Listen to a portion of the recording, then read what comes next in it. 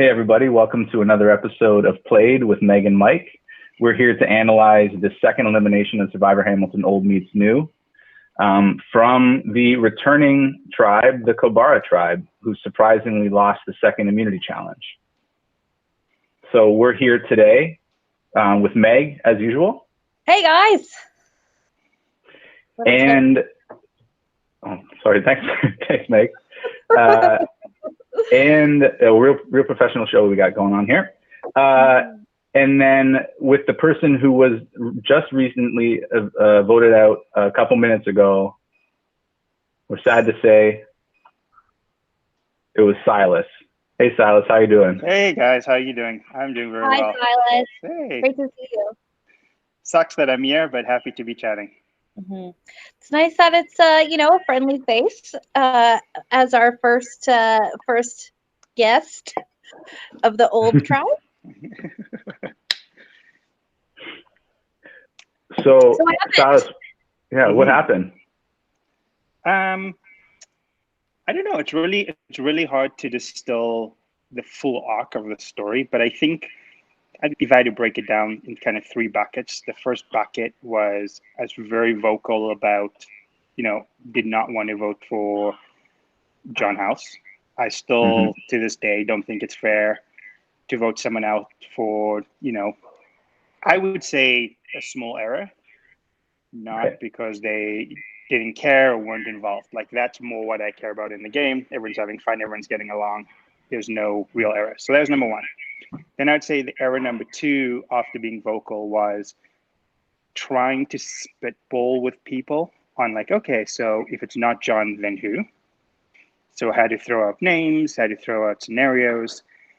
But the people that you do that with, I realized, as we were discussing earlier, screenshot things, but fractions of the story, send it to certain people who they know would get either irritated or break alliances or mistrust. So let me give you an example. I said, okay, if not John, then who? Does James Lee make sense? Does Elliot, Graham, Chris Pittman?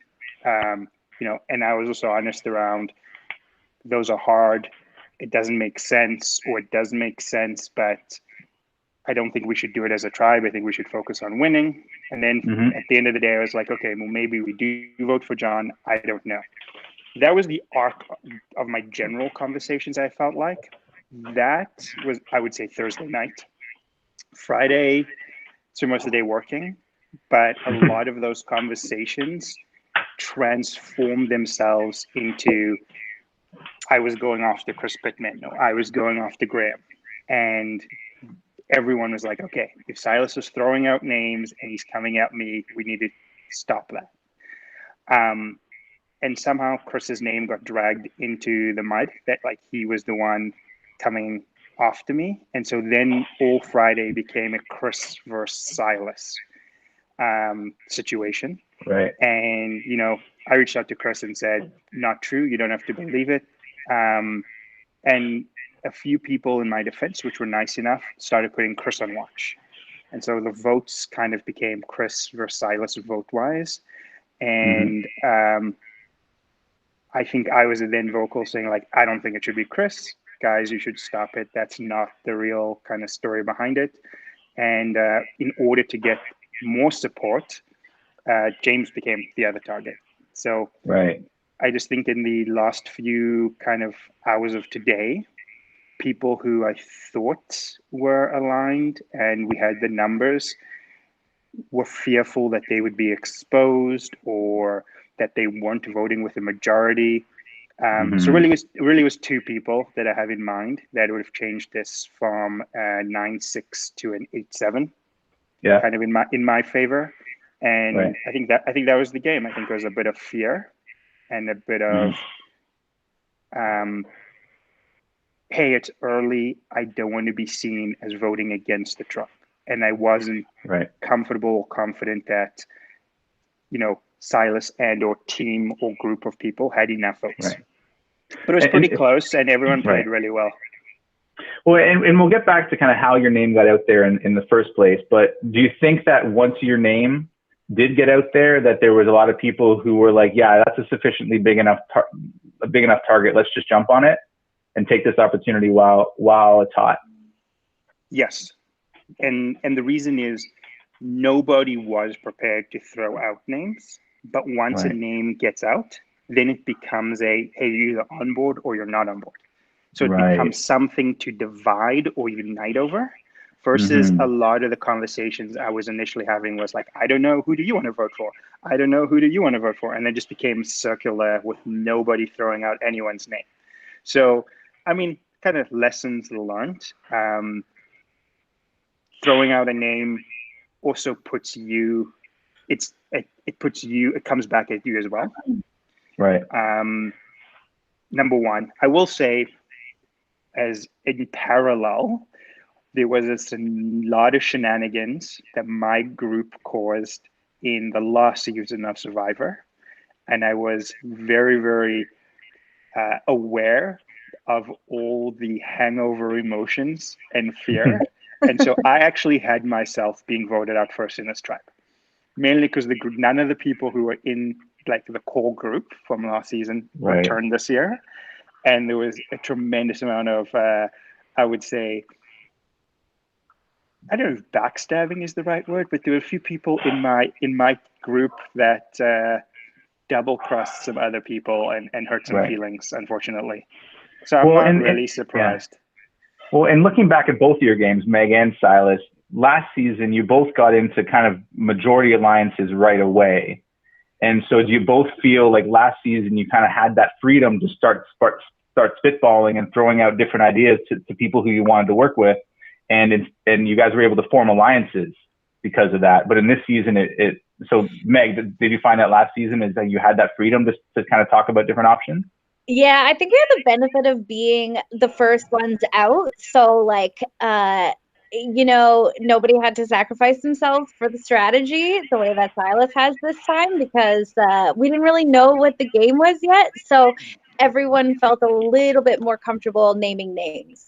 So I'd be curious to see if the new folks had sort of the same thing, like tonally, the tribal council calls between them and you guys was totally different. Those guys were just jokes and having a good time.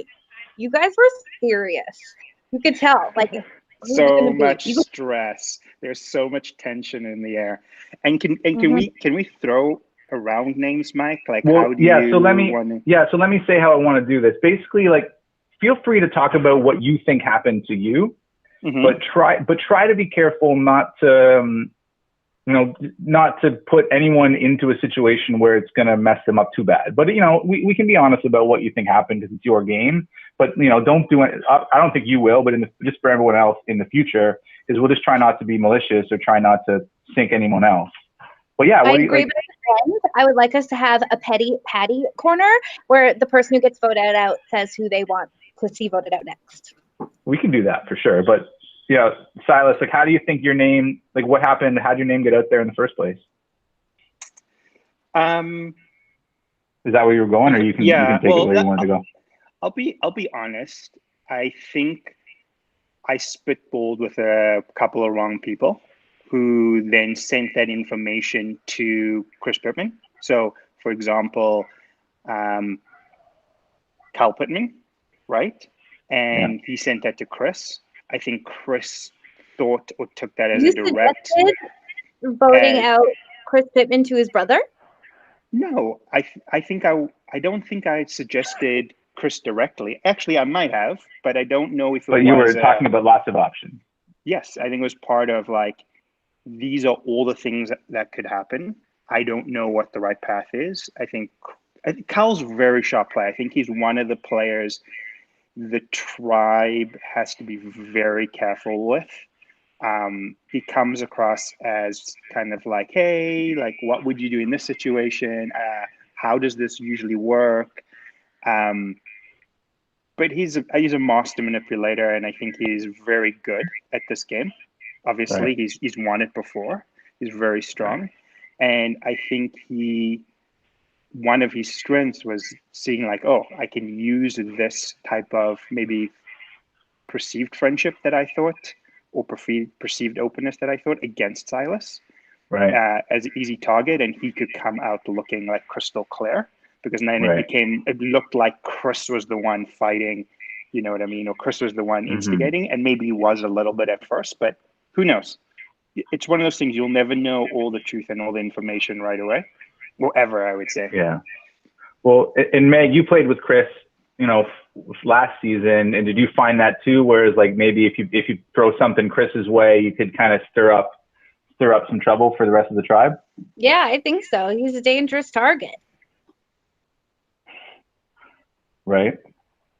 Mm-hmm. Oh, that's fair. Do you think, Silas, that there's anything you could have done to get the target onto somebody else? I know you tried to kind of get it onto James, is what it sounds like. But was there a different strategy that you had considered that you didn't end up moving forward with? No, I don't know, because I think for me it was really like, hey, should it be John then? If everyone's going to vote for John, and that's the way the tribe wants to go, okay. I still stand by my point of view that I didn't think it was fair. Right. But at the same time, I will say I wasn't comfortable voting for anyone really else. So I think that was the trouble I got into. I don't think I was really prepared to fight one way or another. I think one thing I wanted to do was have more tribe unity, because we have such a strong tribe. Winning a lot of challenges was much easier, and that would have got everyone in this tribe further. It's just like everyone's really too strong to play the same game I did last season or other seasons. Mm-hmm. That's the thing.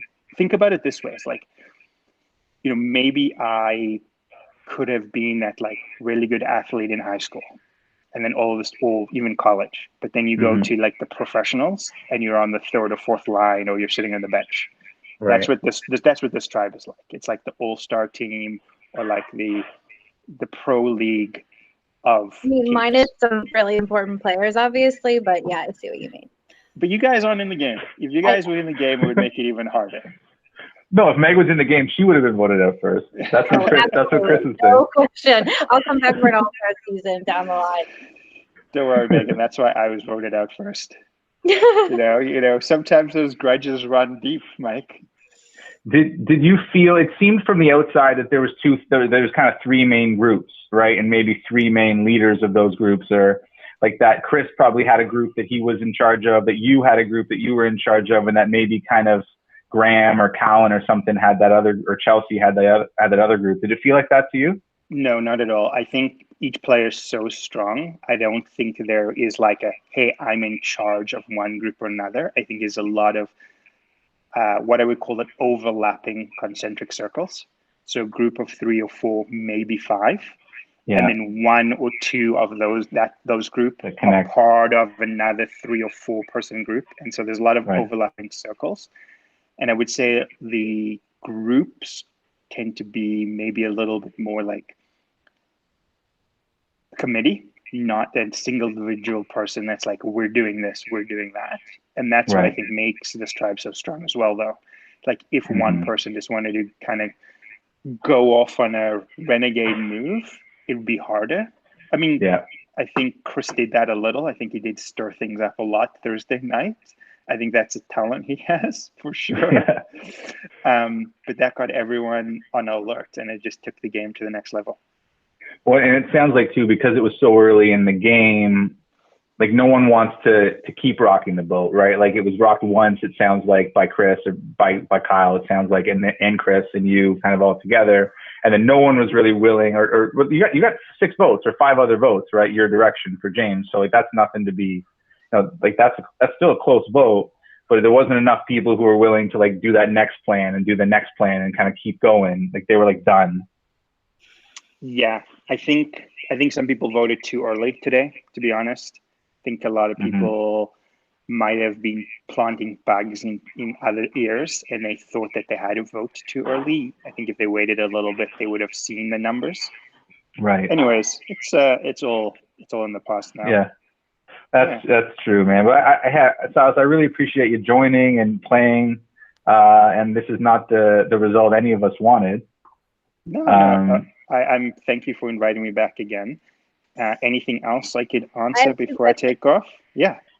Who do you want to see voted off next from your tribe? I don't know, actually. I don't You have know. to name one name. I don't care. It doesn't matter. You're out of the game. I probably will put Cal on blast, only because I definitely don't want this tribe to underrate him. Interesting. Okay, my second. He's far more calculated than I think he might come across as. I love that. Kind of laid back. Yeah. Bring in the pettiness. Thank you. Secondly, what is your favorite piece of media, podcast, TV show, movie that you have taken in during the quarantine? Oh man, there's a few books that I've got been getting into. That's probably like the most recent things. Usually on the podcast run I listen to while I'm walking the dogs, I listen to like a personal favorites because news, CBC, Gavin. I've seen him a few times in live, so that's kind of like a nerdy comedy sketch thing. Right. I also like Tim Ferriss. He just seems to have very interesting guests that you can go down like a rabbit hole of researching. But there's a really good author. I'm just going to find. Sorry, I'm going to open my iPad here, okay, just because I can't remember his last name. But he writes a series of really cool short stories. It's called, the current one is called Exhalation, and it's by Ted Chiang, Chiang. And it's just like a lot of his stories have actually been made into sci-fi movies. Cool. And so and if you don't like reading really, really long novels, it's great because it's, 10, 15 page book. So I would say I'm more into podcasts, audiobooks, and then reading books as a main source. And then secondary, I've never really seen All Friends. So slowly on like Saturdays, I've just been starting to watch Friends. Wow. And it's kind of just good to have in the background, but it's way too many episodes. I realized why I don't like sitcoms. It's like 24 episodes a season. It's like 7, 8, 9 season. I like kind of like the BBC, 10 episodes, there's a defined story arc from start to beginning. Mm-hmm. They know how many seasons going to be before they start shooting type thing. Good answers. Cool. Yeah. Yeah. And then who if you could pick anyone to win the game, not necessarily, it can be either who you want to win or who you think, if you were making a prediction. From your tribe or both tribes? Any tribe. I personally would like, in current tribe, I would like a couple of those players who have played many times and maybe haven't gone too far. Bad luck, bad decisions. Like Paul. So it's like, yeah, but so probably, like I think like to make the merge, people like Brian, Elliot, Peter, Chris, Cowan, Chelsea, they've been around a lot. They've, really involved. They bring a lot to the game, but maybe haven't made mergers or haven't got it too far. Even John and Paul, like those types of things would be pretty cool. I wish I don't want to single anyone out because it puts a lot of pressure on them and calls them out. That's a tough question, but a lot of players play really hard. They have a really good strategy. I really admire the way Graham and team, Peter and Elliot and team work together, even from last season. And I think they're a group of guys that wasn't ever able to partner with, or we could trust each other for various reasons that are obvious. But I like the way they play the game, and I always wished I could be part of alliance with those type of guys. Oh, it's always next time. Yeah. All right, Mike. Okay, well, Yeah. Well, Yeah. Thank you for having me and inviting me again. And thanks for the no questions. problem. Stay on the line afterwards. I need to keep you and stay recording. Who, Okay, me or I Mike? will. No, just Mike. Okay. Okay. Love you, I'll Silas. See leave you, now. Silas. Thanks again. Have a great Bye-bye. weekend. You too. So this is really fun and exciting. I'm really enjoying my role as media correspondent, especially because today we have a little surprise for you, Mike. I had nothing to do with it, but we have a little remote spot. So I'm going to share my screen, if that's fine. Yes. Okay. Let's hope I do this right. Do you see it? Tell me. I said share. I don't yet. But also, this hasn't all worked super well. But maybe I can like click on you and give you. It's working. It's working. Yeah. Yes, it's about to work. So can you see my background? Yeah, that's us. That's Sandra and me. Yeah, that's not it. This is it.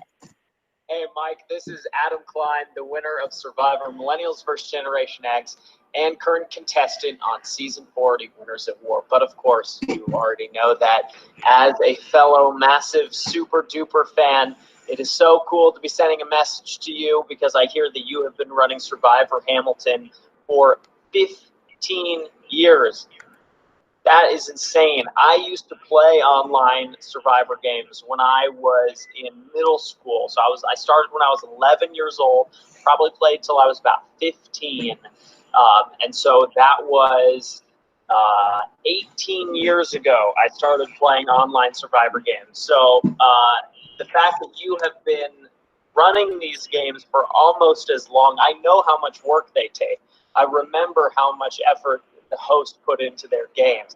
And the fact that your tribes, Kobara and Navala, I looked this up on your website, the mongoose and the cobra, the new players versus the old players, the fact that they respect you so much that they wanted to get this gift for you, I think that's super cool. Clearly, you've made a big impact on your community, and you brought a lot of people together to play this game we all love so much. Hey, and I'm assuming Hamilton is Hamilton, Canada. So now you're eligible to play Survivor. If you're Canadian, you can apply for Survivor yourself. So maybe it's time we get Mike in the real game. What do you think? Not that your game isn't real, but you've been hosting for so long. I think it's time that you get a chance to actually play the game. Anyway, your tribes want to send all the love in the world for the work that you've done, and thank you for everything that you've done. And I think it's so cool that you've been doing this. So I just want to congratulate you on 15 years. I hope you've been enjoying this season of Survivor. Thank you so much for your support. I hear that I'm your favorite Survivor. I'm sorry I got voted out, but we got one more chance to get back in the game. But come on, look at I want to show you something from these buffs. See that? See that fleur-de-lis right there? Come on. How about this one? There it is again. There it is again. And this was my buff. And not only is fleur-de-lis on They're there, everywhere. in the freaking podium. Come on. It looks I know just what he's talking about. on the ledge, just like that. How is that not real? How is that not real? You got to try everything, all right? Anyway, thank you for being such a big fan of Survivor. Thank you for all the work that you've done for 15 years on Survivor Hamilton. That is so, so cool. Hope to meet you one day. Take care, Mike. Bye. That is so cool. That is so cool. You did that? I did not do that. I had nothing to do with that. That was your tribes. That was both your tribes. I'm sure they'll tell you who can take credit for spearheading that movement. I did. Whoa. But Wow. that was so nice. That's so nice. I know. I'm so grateful. I got to send everyone a message. That's so cool. I could I saw Adam's face and I was like, I put it together what was about to happen, but it was like I had no idea. It was completely a surprise. Yeah, I know. I know. Sometimes I get a bunch of views from the States and I was wondering who it is, but and now I know it was Adam Klein. But yeah, he's honestly like the type of player in Survivor that sees all the angles and that kind of gets in there and maybe isn't running the game, but is aware of everything that's going on, and that's just something that impressed me with his game. And so seeing that was set up for me, and that he made that video, it was just the nicest thing in the world, and I'm so grateful for everybody. And now I really gotta apply for the TV show. That'd be so fun. Also, I feel like if people want to send me their confessionals, their talking heads, I would love to share those too. So if anybody in the game wants to send me there. That's not a bad idea. I don't have the time to manage like all of those video clips and put them all into one long video, but I think it's not a bad idea at all. But thank you, and thank everybody so much. That was really, really awesome. I'm so grateful for that. And this was a really good second vote, really interesting. Totally. Terrible for Silas, but he seems to have a pretty good understanding of what happened, right? And the game moved really fast this time. It's just that's the risk of being the first one to throw out a name. I remember that feeling very well. Well, it happens. But thanks again for joining. This is our third video, and they're going to get gradually better. But this one was obviously at the tippy top. This is really, really cool. Okay. Always a pleasure to see you, Mike. Oh, thanks. You too, Meg. Enjoy the rest of the weekend, and we'll see you on Wednesday. Yeah, rock and roll. Bye, guys. All right. Take care.